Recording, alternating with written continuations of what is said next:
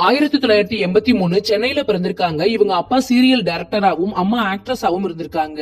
இவருக்கும் சின்ன வயசுலயே நடிக்கிறதுக்கான வாய்ப்பு வந்திருக்கு. அஞ்சலி படத்துல குழந்தை நட்சத்திரமா நடிச்சது மூலமா தேசிய விருதை வசப்படுத்தினாரு. இதை தொடர்ந்து அபயம் அப்படிங்கிற மலையாள சினிமாவில நடிச்சாரு.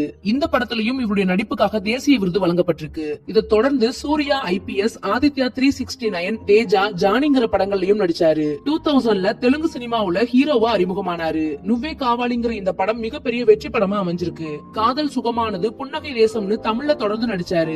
சில படங்கள் வெற்றி, சில படங்கள் தோல்வி. 2009க்கு பிறகு வாய்ப்புகள் குறைஞ்சிருக்கு. நடிச்ச படங்களுமே படுதோல்வி. இந்த சமயத்துல இவர் கூட இணைஞ்சு நடிச்ச ஆர்த்தி அகர்வால் மரணத்துக்கும் இவருக்கும் சம்பந்தம் உண்டுன்னு வதந்திகள் கிளம்பிச்சு.